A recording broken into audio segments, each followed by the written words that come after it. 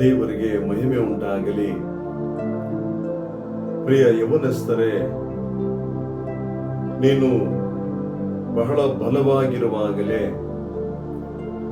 ನೀನು ಒಳ್ಳೆ ಆರೋಗ್ಯದಿಂದಿರುವಾಗಲೇ, ಒಂದು ಒಳ್ಳೆ ಚುರುಕಾಗಿರುವಾಗಲೇ ದೇವರನ್ನ ಸ್ಮರಿಸು. ದೇವರಿಗಾಗಿ ನೀನು ಜೀವಿಸು.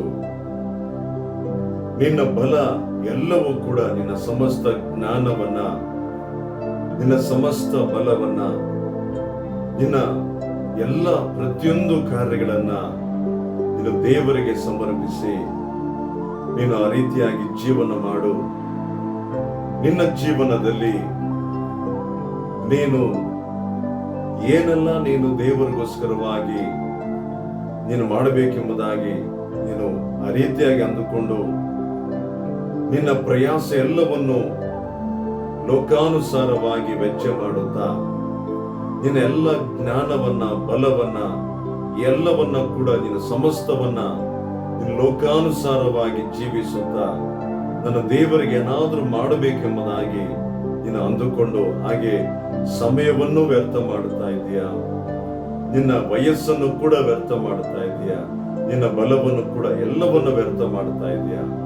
ಆದ್ದರಿಂದ ಪ್ರಿಯ ಯೌವನ ಮಕ್ಕಳೇ, ಯೌವನಸ್ಥರೇ, ನಿಮ್ಮ ಇಡೀ ಜೀವನವನ್ನ ಯೇಸು ಕ್ರಿಸ್ತನಿಗೆ ಸಮರ್ಪಿಸಿ ನೀವು ಜೀವಿಸಬೇಕೆಂಬುದೇ ದೇವರು ನಿಮ್ಮ ಮೇಲಿಟ್ಟಿರುವಂತಹ ಒಂದು ಪ್ರಧಾನವಾದ ಒಂದು ಯೋಜನೆ, ಒಂದು ಸಂಕಲ್ಪ.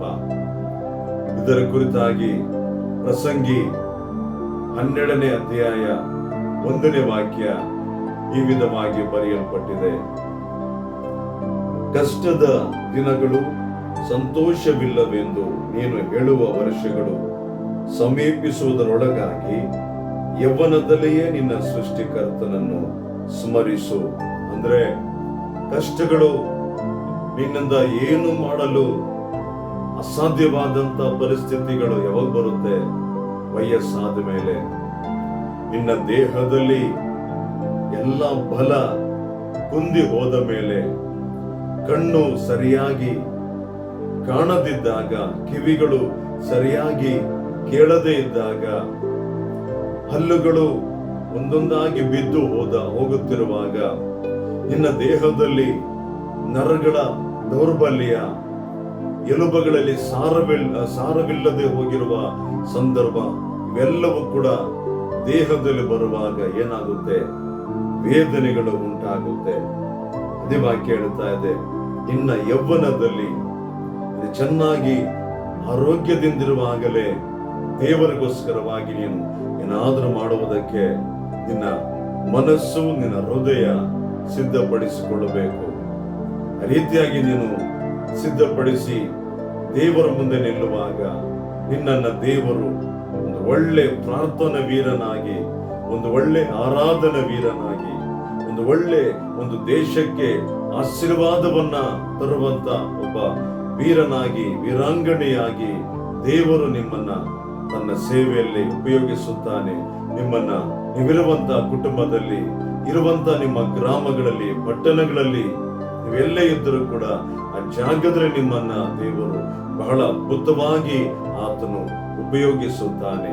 ಆದ್ದರಿಂದ ನೀವು ಎಲ್ಲಾ ಸಮಸ್ತ ಕಾರ್ಯಗಳನ್ನ ಲೋಕಾನುಸಾರವಾಗಿ ಅದನ್ನು ವೆಚ್ಚ ಮಾಡದೆ ನೀವು ದೇವರ ಕಾರ್ಯಗಳಲ್ಲಿ, ದೇವರ ಒಂದು ಯೋಜನೆಗಳಲ್ಲಿ ನಿಮ್ಮನ್ನ ಒಪ್ಪಿಸಿಕೊಟ್ಟು ಜೀವಿಸುವಾಗ ದೇವರು ನಿಮ್ಮನ್ನು ಆ ವಿಧವಾಗಿ ಅದ್ಭುತವಾಗಿ ಮಾರ್ಗ ನಡೆಸುತ್ತಾನೆ.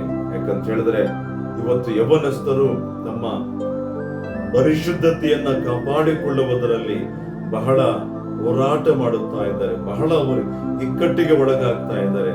ಇವಾಗ ನೀನು ದೇವರ ವಾಕ್ಯಗಳನ್ನು ಕೇಳಿ, ದೇವರ ವಾಕ್ಯಗಳ ಅನುಸಾರವಾಗಿ ಜೀವಿಸುವಾಗ ನಿನ್ನ ಜೀವನ ಪರಿಶುದ್ಧವಾಗಿರುತ್ತೆ. ನಿನ್ನ ಇಡೀ ಎಲ್ಲ ಕಾರ್ಯಗಳು ಕೂಡ ಪರಿಶುದ್ಧವಾಗಿರುತ್ತೆ. ದೇವರ ವಾಕ್ಯವೇ ಯೌವನಸ್ಥರನ್ನ ಪರಿಶುದ್ಧ ಮಾರ್ಗದಲ್ಲಿ ನಡೆಸಲು ಸಾಧ್ಯವಾಗುತ್ತೆ. ದೇವರಿಗೆ ಮಹಿಮೆ ಉಂಟಾಗಲಿ. ವಾಕ್ಯದ ಮೂಲಕ ಪ್ರತಿಯೊಬ್ಬೊಬ್ಬರನ್ನ ದೇವರು ಪರಿಶುದ್ಧಪಡಿಸಲಿ, ಬಲಪಡಿಸಲಿ. ಯೇಸುವಿಗೆ ಮಹಿಮೆ.